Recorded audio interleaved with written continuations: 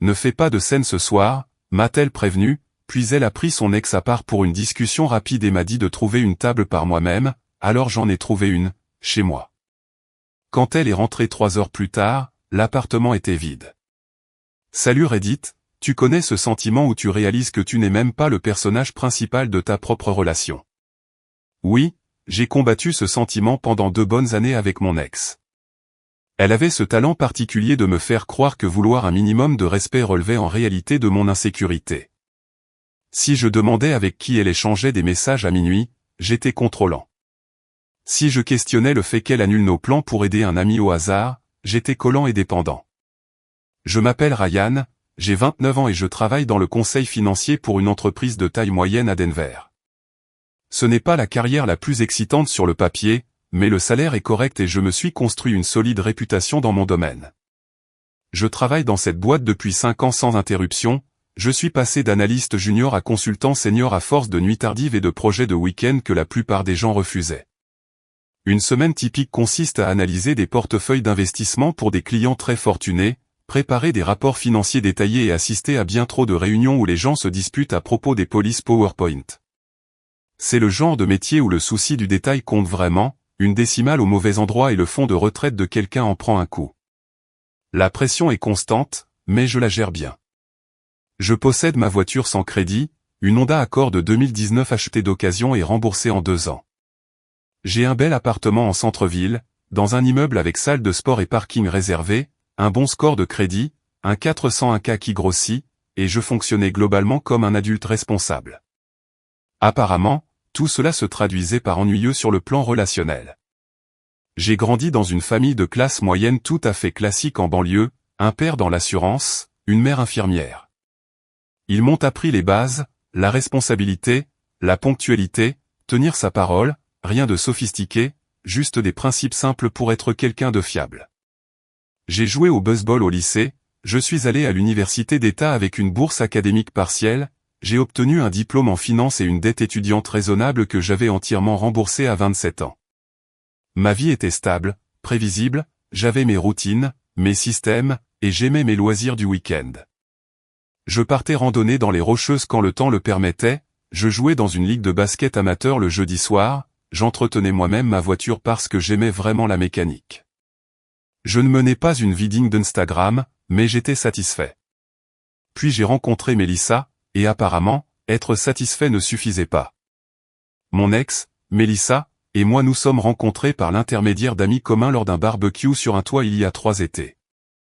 C'était l'une de ces soirées d'été parfaites à Denver où le soleil semble ne jamais se coucher et où la température est idéale. Mon ami Carter organisait ça pour fêter son nouveau boulot ou quelque chose comme ça, ce genre de fête décontractée où chacun apporte des packs de bière et des sacs de chips, et où tout le monde se tient autour d'un barbecue à parler de rien d'important. Mélissa est arrivée avec une collègue vers 19h, portant une robe d'été et ses lunettes de soleil oversized complètement ridicules qui lui allaient pourtant parfaitement. Elle avait une énergie qui remplissait la pièce, riait fort, touchait le bras des gens en parlant, donnait à chacun l'impression d'être la personne la plus intéressante qu'elle ait jamais rencontrée. Je l'ai remarqué immédiatement, mais je me suis dit qu'elle était largement hors de ma portée. Nous nous sommes retrouvés dans le même cercle de discussion, à parler d'un documentaire que tout le monde avait apparemment vu sauf moi. Elle s'est gentiment moquée de mon retard culturel, mais d'une façon flirtante plutôt que méchante. Quand le barbecue de l'hôte a commencé à faire des siennes à mi-cuisson des burgers, je me suis proposé pour regarder. J'ai passé une 20aine de minutes à diagnostiquer un brûleur bouché et un allumeur défectueux pendant que Mélissa regardait par-dessus mon épaule, me posant des questions sur le fonctionnement des grilles. « Tu sais juste réparer les choses ?» a-t-elle demandé, sincèrement impressionnée. « YouTube et un peu de logique mécanique », ai-je répondu en nettoyant le brûleur, la plupart des problèmes ont des solutions simples si on est assez patient pour les comprendre. « C'est vraiment attirant », a-t-elle dit, la plupart des gars que je connais ne savent même pas changer un pneu. Nous avons passé le reste de la soirée à discuter. Elle travaillait comme réceptionniste dans un cabinet dentaire. En centre-ville, ce qui payait correctement mais rien d'exceptionnel. Elle avait fait 1 an de community college en communication, puis avait abandonné quand les prêts ont commencé à s'accumuler et qu'elle n'en voyait plus l'intérêt. Elle avait 27 ans, vivait avec 2 colocataires dans une maison en banlieue, conduisait une Nissan en leasing sur laquelle elle était toujours en retard de paiement. Elle parlait de vouloir plus dans la vie, de vouloir voyager, vivre des expériences plutôt que simplement exister. J'ai trouvé sa spontanéité rafraîchissante. Après une série de relations avec des femmes qui semblaient plus intéressées par mon 401K que par une vraie connexion, Mélissa paraissait amusante, imprévisible d'une manière qui, pensais-je, viendrait équilibrer mon approche structurée de la vie. Il s'est avéré que spontané est juste un autre mot pour peu fiable et épuisant. Les premiers mois étaient bien. Elle m'envoyait des idées de rendez-vous au hasard et on se retrouvait dans des festivals de food truck, des galeries d'art ou sur des sentiers de randonnée dont je n'avais jamais entendu parler. Elle apportait une énergie dans ma vie organisée qui me semblait excitante. Je planifiais nos week-ends avec des options de secours en cas de mauvais temps, et elle riait en m'appelant son planificateur sexy. Mais il y avait des signes dès le début que j'ai ignorés, emportés par l'euphorie d'une nouvelle relation. Elle travaillait comme réceptionniste dans un cabinet dentaire à Cherry Creek, ce qui signifiait passer ses journées à répondre au téléphone, à fixer des rendez-vous et à gérer les assurances des patients. Le poste payait environ 36 000 $ par an, ce qui à Denver voulait dire qu'elle se noyait financièrement. Entre les mensualités de sa voiture, les prêts étudiants de l'année de fac qu'elle avait faite, le loyer de la maison partagée avec ses colocataires et ses habitudes de shopping, elle vivait de chèque en chèque. Je gagnais environ 95 000 $ comme consultant senior, ce qui me donnait une marge de manœuvre confortable. Je mettais 15% dans mon 401K, je maximisais mon ROSIRA chaque année, j'entretenais un fonds d'urgence et il me restait encore de l'argent pour mes loisirs et l'épargne. J'étais financièrement stable, d'une manière que Mélissa n'avait jamais connue. Dès le début, il y avait cette dynamique étrange où elle me présentait comme son petit ami stable à ses amis, mais avec en dessous une forme de ressentiment. Elle appréciait la sécurité, mais détestait en avoir besoin. Elle faisait des remarques sur le fait que j'étais trop prudent avec l'argent ou que je réfléchissais trop, surtout quand je voulais budgéter les voyages au lieu de les réserver directement sur des cartes de crédit. Son ex, Trevor, revenait souvent dans ses premières conversations, toujours présenté comme un avertissement, un exemple de relation toxique. Il était tellement intense, disait-elle, tout était dramatique, il débarquait chez moi à 2 heures du matin pour parler de notre relation, je ne pouvais plus gérer ça. Mais je remarquais la façon dont sa voix changeait quand elle parlait de lui, cette pointe de nostalgie mêlée à la critique, comme si elle décrivait un film qu'elle avait détesté mais qu'elle ne pouvait pas s'empêcher de regarder. Un énorme signal d'alarme que j'ai complètement ignoré, convaincu que j'étais différent. J'étais l'amélioration, le choix mature. Trevor était apparemment photographe, graphiste ou quelque chose du genre, créatif, jamais très clair quand elle en parlait, le genre de type avec des projets plutôt qu'une carrière. Il conduisait une moto, avait des opinions tranchées sur la photographie argentique contre le numérique, portait des vestes en cuir sans ironie, le genre de gars qui pensait que défendre des groupes obscurs faisait office de personnalité. Elle jurait qu'il était mauvais pour elle, qu'elle avait besoin de quelqu'un de stable et fiable, quelqu'un qui ne la ferait pas pleurer à 2 heures du matin, qui n'annulerait pas des plans à la dernière minute pour un concert ou un shooting d'un groupe dont personne n'avait entendu parler, quelqu'un qui se présentait quand il disait qu'il le ferait et qui ne jouait pas à des jeux psychologiques. Ce quelqu'un, c'était moi. Le gars stable, le soutien émotionnel humain, le bouche-trou chargé de réchauffer son lit jusqu'à ce que quelque chose de plus excitant arrive. Environ 6 mois après le début de la relation, elle a commencé à faire des remarques sur sa situation de logement. Les colocataires étaient pénibles, la maison trop loin du centre-ville, elle en avait assez de gérer le désordre des autres. J'ai compris le message et nous avons commencé à parler d'emménager ensemble.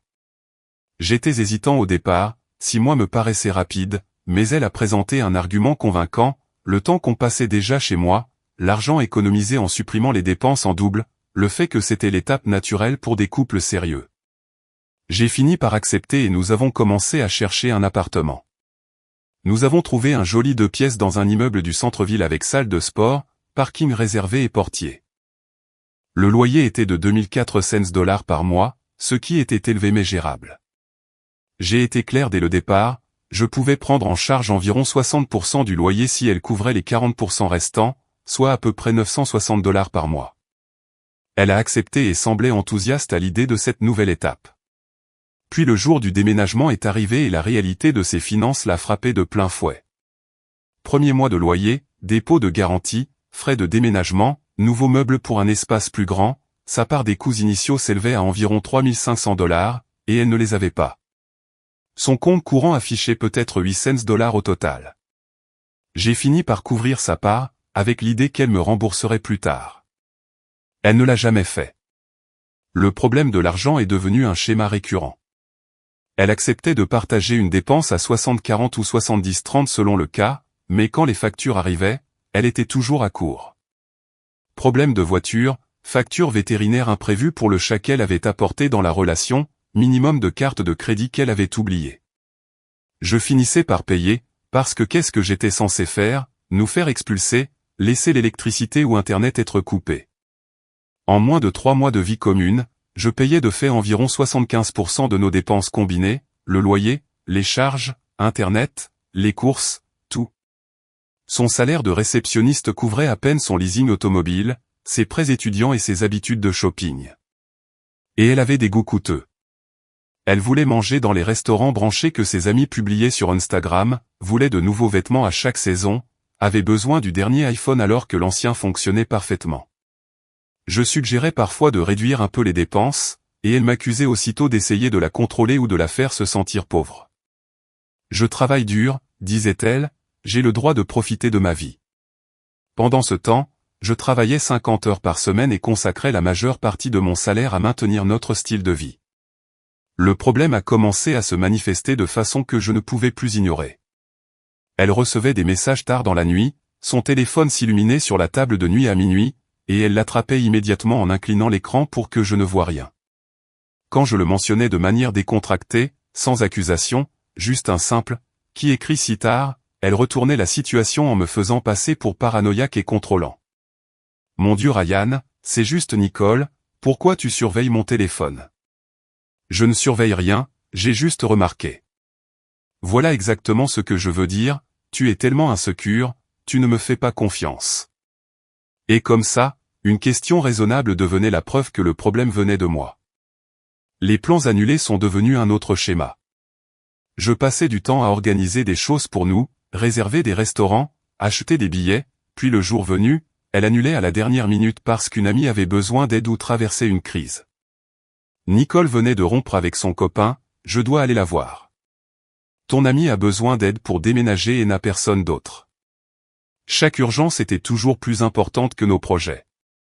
Mais quand j'avais besoin d'elle pour des événements professionnels ou des dîners de famille, elle était soudain toujours disponible. Cela était important pour notre avenir ensemble. J'ai commencé à compter mentalement. Dans les 6 mois précédant notre rupture, elle m'avait annulé 7 fois. Pendant ce temps, elle n'avait jamais manqué un seul de mes événements professionnels. Son amie Nicole était toxique pour notre relation dès le premier jour. Nicole faisait partie de ces personnes qui adorent le drame et qui, au fond, veulent que tout le monde autour d'elle soit malheureux. Elle envoyait à Mélissa des articles sur le fait de se contenter de peu, des captures d'écran de profils d'hommes soi-disant réussis sur des applications de rencontres. Elle faisait des remarques sur le fait que Mélissa pouvait faire mieux, ou que j'étais bien mais un peu basique. Nos disputes ont suivi un cycle prévisible. J'abordais quelque chose qui me dérangeait, et elle l'utilisait immédiatement contre moi. Je mentionnais le stress lié au fait de payer la majorité de nos factures, et elle m'accusait de lui jeter l'argent au visage. Chaque limite que j'essayais de poser devenait une preuve que je l'étouffais. Environ 1 an après avoir emménagé ensemble, j'ai commencé à remarquer qu'elle faisait plus d'efforts pour son apparence quand elle ne me voyait pas. Elle restait en survêtement à l'appartement, mais passait 1 heure à se préparer pour déjeuner avec Nicole. Elle rentrait du travail parfaitement maquillée les jours où, d'habitude, elle aurait l'air fatiguée et prête à s'affaler sur le canapé. Quand je lui demandais, en essayant de rester positif, « Tu es très jolie aujourd'hui, c'est pour quelle occasion ?» elle devenait immédiatement sur la défensive. « Donc je n'ai pas le droit d'être belle si ce n'est pas pour toi. » Ce n'est pas ce que j'ai dit, je suis désolé, je ne me laisse pas complètement aller juste parce que j'ai un petit ami, certaines d'entre nous ont encore un minimum de respect pour elles-mêmes. Le gaslighting était scolaire, mais je ne le voyais pas à l'époque. Je me disais simplement que si je pouvais être plus compréhensif, plus flexible, moins exigeant, les choses s'amélioreraient. Je m'adaptais constamment pour éviter de déclencher ces réactions défensives, marchant sur des œufs dans mon propre appartement que je payais pourtant. J'avais confié à mon ami Carter que quelque chose clochait, et il me regardait comme si je décrivais les symptômes d'une maladie évidente. « Mec, elle te manipule, disait-il, elle te fait tout payer pendant qu'elle fait ce qu'elle veut. Ce n'est pas si simple, les relations demandent des compromis. Un compromis, c'est quand les deux font des concessions, qu'est-ce qu'elle sacrifie, là, on dirait que tu donnes tout et qu'elle prend tout. » Je la défendais, parce que c'est ce qu'on fait quand on aime quelqu'un, on lui accorde le bénéfice du doute, on suppose de bonnes intentions, on la croit quand elle dit que tu es juste parano ou insécure. Puis est arrivée la promotion qui a tout changé. Je travaillais sur un portefeuille client énorme depuis 8 mois, une grande entreprise industrielle, restructuration complète de leur programme de retraite, environ 40 millions de dollars d'actifs sous gestion, le genre de dossier qui peut faire ou briser une carrière dans mon domaine. J'enchaînais les semaines de 60 heures, prenais des appels à des horaires improbables pour m'adapter aux clients, je vivais littéralement pour ce compte. Ma patronne, Rachel, m'a convoqué dans son bureau un jeudi après-midi. Je pensais avoir fait une erreur, raté un détail dans la dernière présentation. À la place, elle m'a proposé une promotion au poste de consultant senior, avec une augmentation de 25 000 $ et un bureau à moi avec de vraies fenêtres. « Tu as mérité ça, Ryan », m'a-t-elle dit, « ton travail sur le dossier industriel est exactement le type d'initiative que nous attendons à ce niveau, félicitations. » Je suis sorti de son bureau avec l'impression de flotter. C'était la validation de plusieurs années d'efforts, d'avoir été le type fiable qui arrive tôt et part tard, qui rattrape les erreurs des autres avant qu'elles ne deviennent des problèmes. C'était la preuve que la stabilité et la constance finissent par payer. J'ai appelé Mélissa immédiatement. « Chérie, j'ai été promu, consultant senior, énorme augmentation, tout ce dont on parlait. » « Oh mon Dieu, c'est incroyable », elle avait l'air sincèrement enthousiaste, « on doit fêter ça. » Je pensais à Luciano's, ce restaurant que tu voulais essayer.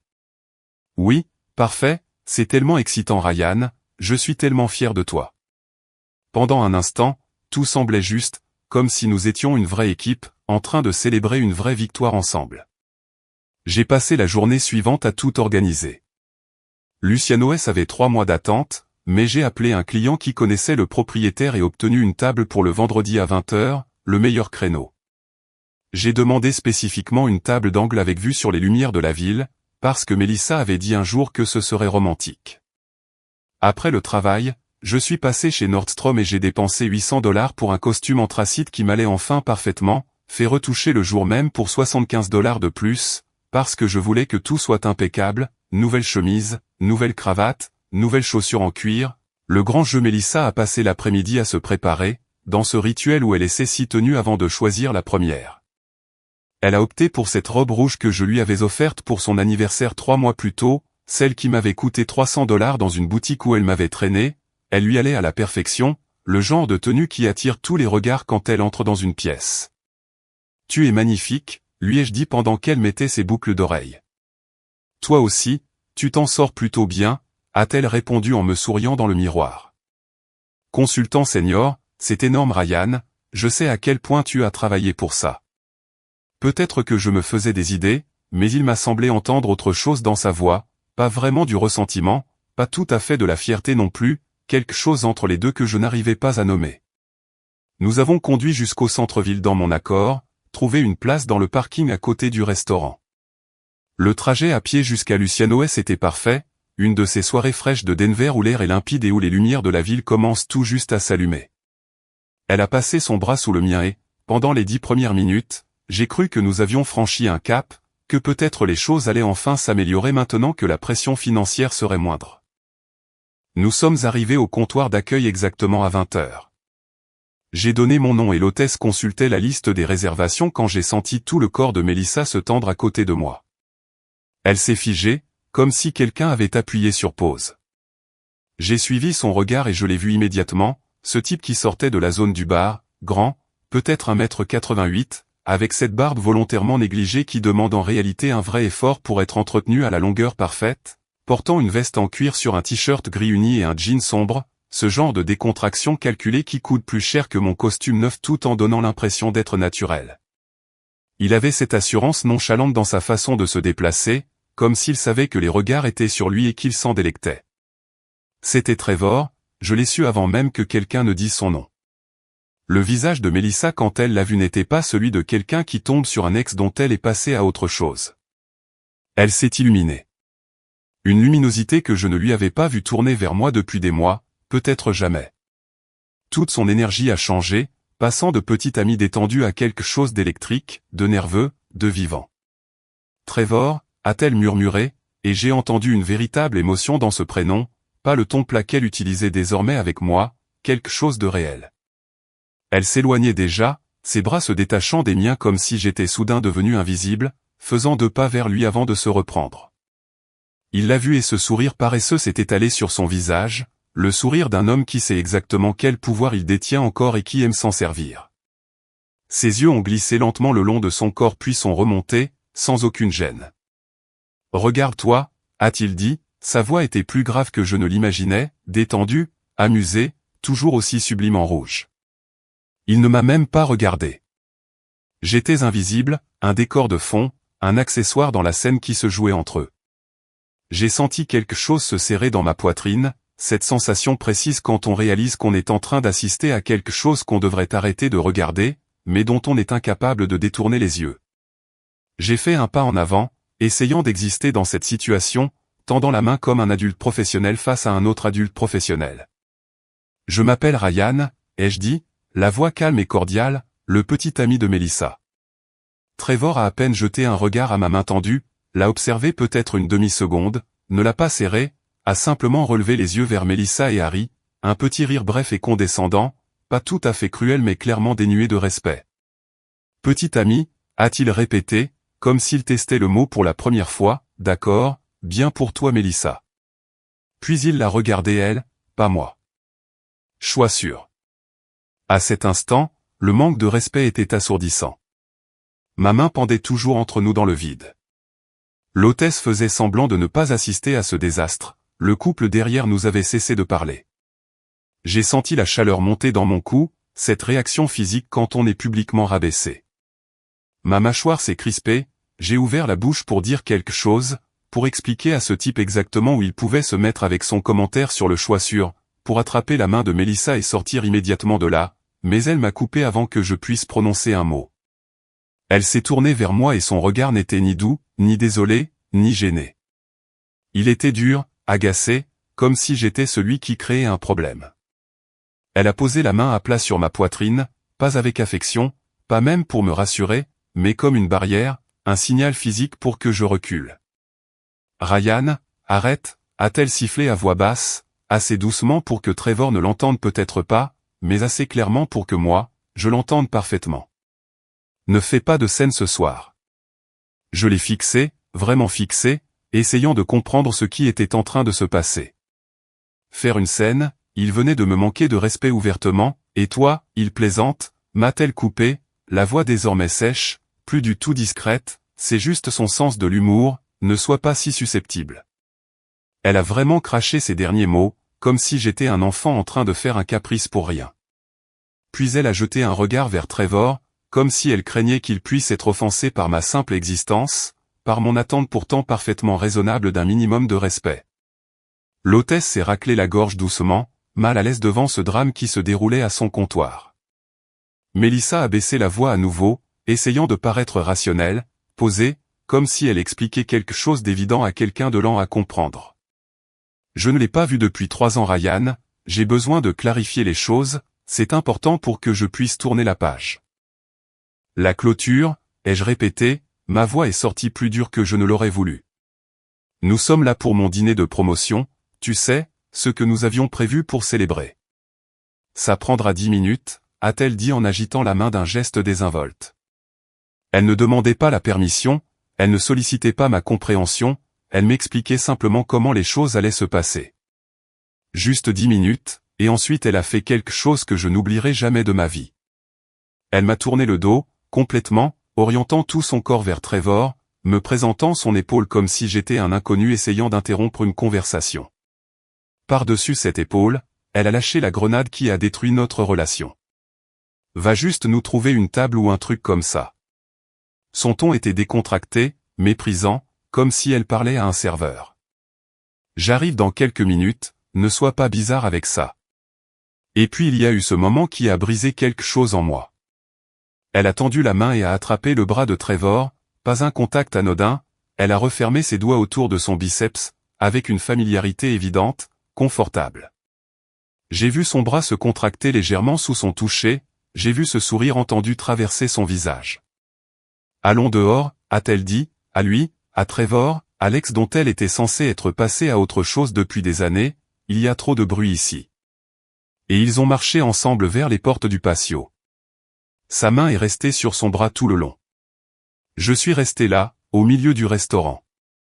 L'hôtesse me fixait, le couple derrière nous dans la file me fixait aussi. J'étais un homme adulte, avec une réservation dans un restaurant cher, à qui l'on disait d'aller s'asseoir seul dans un coin pendant que sa petite amie partait faire ce qui ressemblait fortement à un mini rendez-vous avec son ex. L'hôtesse s'est raclé la gorge, mal à l'aise. « Monsieur, votre table est prête, puis-je vous installer ?»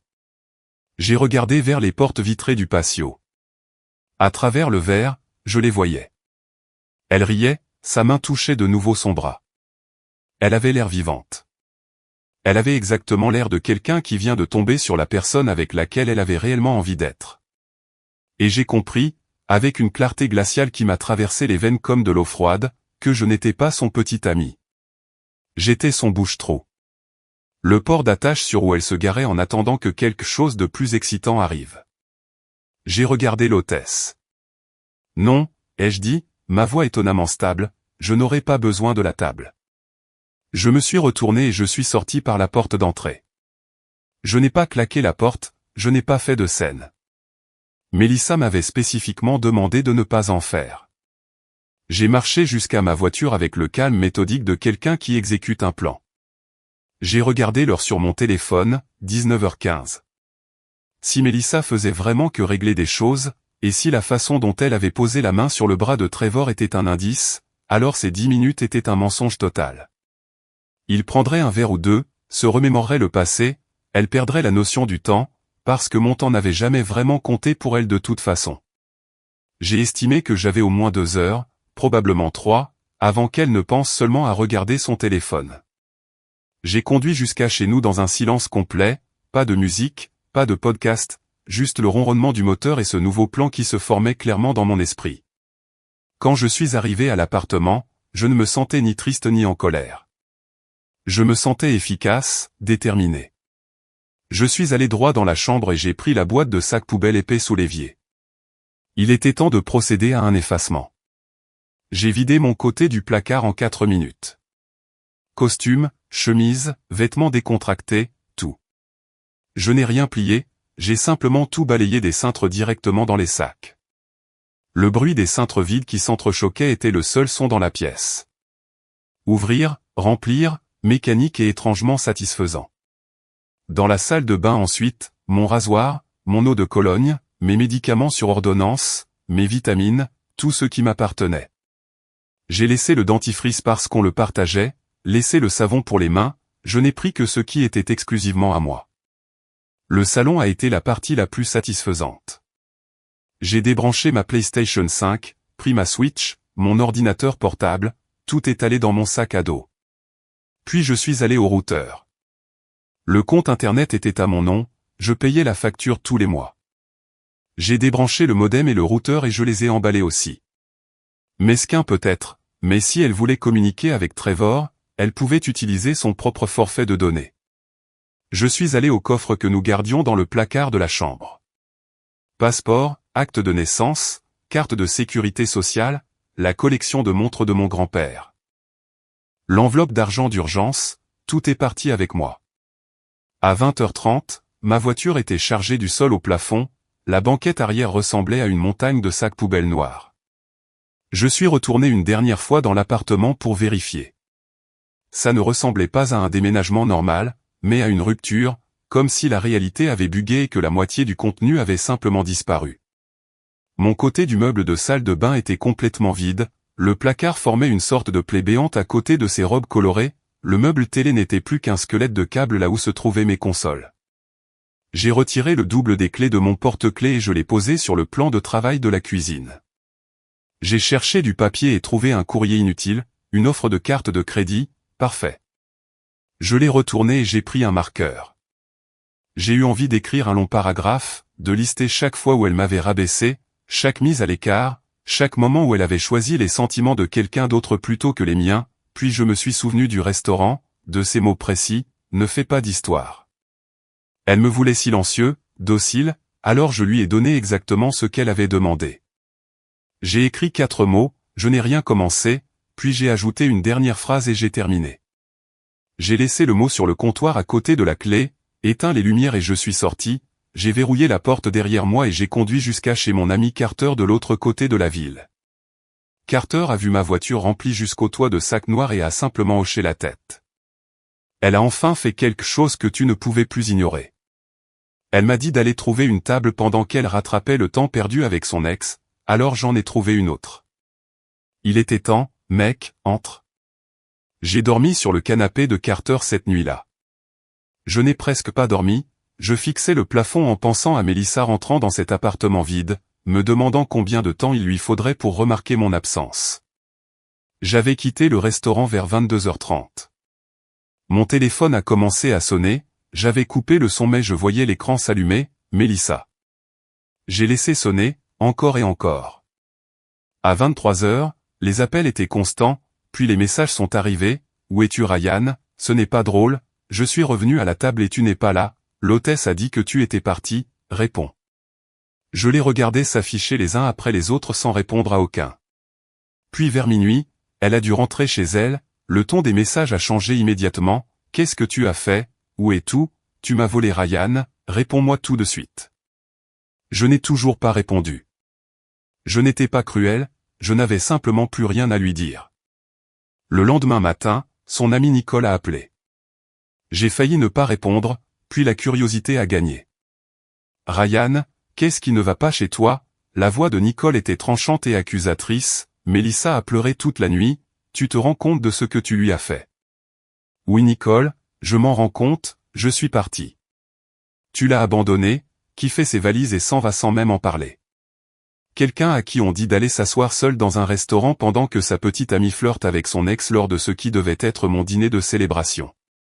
Elle parlait juste avec un vieil ami, tu es dramatique et insécure. Elle lui a pris le bras Nicole, elle m'a dit de ne pas faire de scène, elle a choisi une conversation privée avec lui plutôt que de dîner avec moi le soir de ma promotion, alors je lui ai simplifié la vie, maintenant elle peut avoir toutes les conversations privées qu'elle veut. C'est un comportement psychotique Ryan, les gens normaux ne déménagent pas en 3 heures. Les gens normaux ne disent pas non plus à leur partenaire d'aller trouver sa propre table. Drôle comme ça marche. Il y a eu un silence, je l'entendais chercher un autre angle. Elle t'aime, elle a fait une erreur, tu ne peux pas juste lui parler.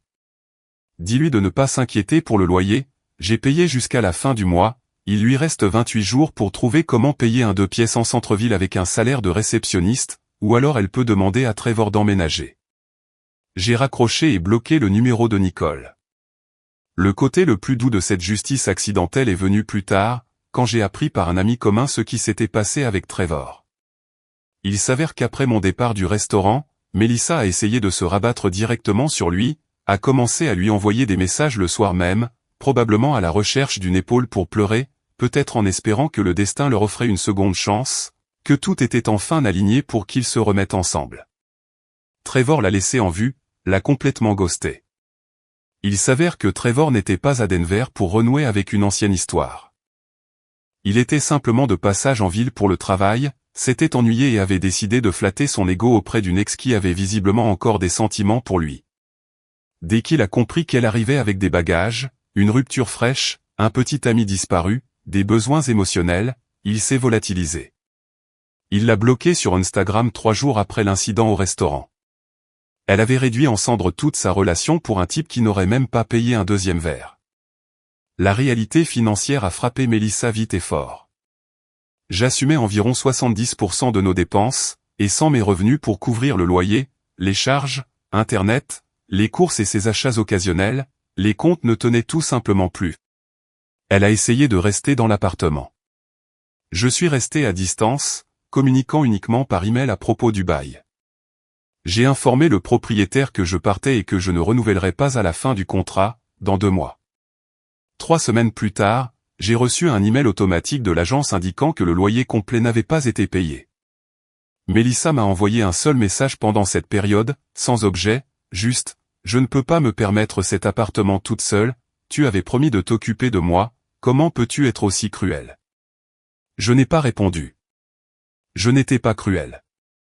Je refusais simplement de continuer à subventionner le mode de vie de quelqu'un qui ne me respectait pas.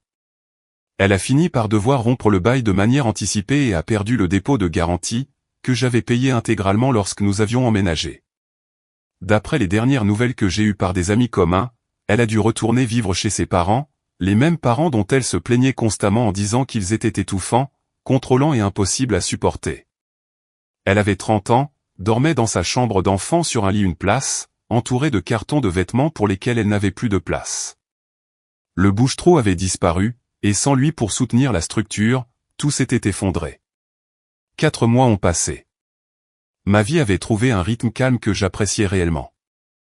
J'avais trouvé un nouveau logement, un loft plus proche de mon bureau, plus petit que l'ancien appartement mais entièrement à moi, sans compromis sur les meubles ou la décoration, sans marcher sur des œufs. Le travail se passait incroyablement bien.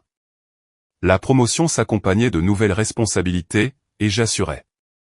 Sans l'anxiété permanente de me demander ce qui contrariait Mélissa ou à qui elle envoyait des messages, je pouvais enfin me concentrer. Mes évaluations de performance étaient excellentes. Je dormais mieux, j'allais régulièrement à la salle de sport, j'avais meilleure allure que depuis des années. Je n'avais plus eu de nouvelles de Mélissa depuis cet unique email à propos du loyer, et je supposais qu'elle s'était fondue dans sa vie de petite ville, devenue une autre histoire d'avertissement racontée lors d'afterwork. Puis elle m'a pris par surprise. C'était un mardi matin vers 8 heures. J'étais dans le café près de mon bureau, attendant mon café filtre, consultant mes emails sur mon téléphone. J'avais une réunion client à 9 heures et je relisais une dernière fois les notes de la présentation. Je portais ce manteau anthracite ajusté que j'avais acheté avec de l'argent que je ne dépensais plus pour rembourser la dette de carte de crédit de quelqu'un d'autre. Je me sentais bien, concentré, clair dans ma tête. Ryan. La voix était familière, mais différente, plus fine, dépourvue de la netteté et de l'assurance qu'elle avait autrefois. Je me suis retourné. Mélissa se tenait là, tenant une tasse de café à 2 mains comme si elle avait besoin de s'y accrocher. Elle paraissait diminuée, c'était le seul mot qui convenait. Les cheveux tirés en un chignon désordonné, plus pratique qu'esthétique, pas de maquillage, de cernes sombres sous les yeux, des vêtements qui donnaient l'impression d'avoir été attrapés au hasard dans un panier de linge propre. Le contraste avec la femme qui portait cette robe rouge 4 mois plus tôt était saisissant. Elle avait l'air fatiguée, pas fatiguée d'avoir veillé tard, mais profondément, existentiellement épuisée, ce genre de lassitude qui vient du fait de vivre à 30 ans dans sa chambre d'adolescente et de se disputer avec sa mère pour savoir à qui revient la vaisselle. « Mélissa » ai-je dit. Ma voix était neutre, professionnelle, exactement le ton que j'aurais utilisé pour saluer une ancienne collègue pour laquelle je n'avais aucun sentiment particulier. On peut parler, ses yeux balayaient le café bondé, comme si elle craignait que quelqu'un puisse entendre. Juste 5 minutes, s'il te plaît. Je sais que je ne le mérite pas, mais s'il te plaît. J'ai regardé ma montre de façon délibérée. J'ai une réunion à 9 heures, je dois aller travailler. Ryan, s'il te plaît, sa voix s'est brisée, et je la voyais lutter pour garder son sang-froid. J'ai juste besoin de te voir, j'ai besoin de t'expliquer ce qui s'est passé, j'ai besoin que tu comprennes. Je l'ai regardé un long moment, attendant de ressentir quelque chose, de la colère, peut-être même une forme de satisfaction en la voyant lutter. Une trace résiduelle de l'amour que je m'étais convaincu d'avoir été réel. Pendant 2 ans, je n'ai rien ressenti d'autre qu'un léger désagrément, comme croiser quelqu'un qui te doit $20 depuis 3 ans et devoir décider si ça vaut la peine d'en parler. Tu peux marcher avec moi jusqu'à mon immeuble, ai-je finalement dit, tu as 3 minutes. Le soulagement qui a traversé son visage était presque pathétique. Merci, mon Dieu, merci. Nous sommes sortis ensemble sur le trottoir. L'air du matin était vif et froid, cette température parfaite de l'automne à Denver où il faut un manteau, mais pas un manteau lourd. Elle avait du mal à suivre mon allure habituelle, ses jambes plus courtes s'efforçant de s'aligner sur mon pas. J'ai tout gâché, a-t-elle lâché avant même que nous ayons parcouru un demi-pâté de maison. Je le sais. Trevor, ce n'était rien, juste un fantôme du passé, je me suis laissé emporter par une nostalgie stupide, je ne pensais pas clairement. Il a arrêté de me répondre quelques jours après ton départ, il m'a complètement ghosté. C'est la chose la plus stupide que j'ai jamais faite. J'ai tout jeté, j'ai jeté nous pour absolument rien. Je sais, ai-je répondu, les yeux fixés devant moi, sans ralentir. Tu me manques, Ryan. Elle a tendu la main pour toucher mon bras, le même geste qu'elle avait utilisé avec Trevor. Je me suis écarté avec fluidité, sans casser mon rythme, sa main est retombée le long de son corps. Tu me manques, nous me manquons, a-t-elle continué, la désespoir s'infiltrant maintenant dans sa voix. L'appartement me manque, notre vie me manque. Vivre chez mes parents est un cauchemar complet. Je dors dans un lit une place avec des peluches du lycée encore sur l'étagère. J'ai 30 ans. Parler avec toi tous les jours me manque. Mon meilleur ami me manque. Je me suis arrêté. Nous étions à environ un pâté de maison de mon bureau, je voyais les portes vitrées d'ici. Je me suis tourné vers elle pour la première fois. Tu ne t'ennuies pas de moi, Mélissa, ai-je dit, la voix calme, factuelle, comme si j'expliquais un écart budgétaire à un client. Tu t'ennuies de l'appartement. Tu t'ennuies du filet de sécurité financier. Tu t'ennuies d'avoir quelqu'un sur qui projeter tes insécurités pour ne pas avoir à les affronter toi-même. Tu t'ennuies de ne pas avoir à vivre chez tes parents. Tu t'ennuies du bouche-trou qui payait tes factures et ne demandait rien d'autre qu'un respect élémentaire. Elle a tressailli comme si je l'avais frappée. Ce n'est pas juste, je t'aimais vraiment, Ryan. Tu m'as dit d'aller m'asseoir seul dans un restaurant pendant que tu flirtais avec un autre homme, ai-je répondu, toujours calme, le soir même où nous étions censés célébrer ma promotion. Tu lui as pris le bras juste devant moi et tu m'as dit de ne pas faire de scène quand j'ai protesté contre le manque de respect. Ce n'est pas de l'amour, Mélissa, c'est de la gestion. Tu me gérais comme un employé, et j'ai démissionné du poste. Elle a commencé à pleurer, pas les larmes manipulatrices qu'elle utilisait autrefois de manière stratégique quand elle voulait quelque chose ou gagner une dispute, mais des sanglots désordonnés, réels, ceux qui viennent quand on réalise que ces tactiques ne fonctionnent plus et qu'on a réellement perdu quelque chose qu'on tenait pour acquis. On ne peut pas recommencer à zéro, a-t-elle supplié, les larmes coulant sur son visage. S'il te plaît, Ryan, juste un café un jour, juste un verre, laisse-moi te prouver que je peux être différente. J'ai tellement appris, je suis en thérapie, je comprends ce que j'ai fait de mal. Oublions tout et recommençons. Je l'ai regardé, vraiment regardé, une dernière fois.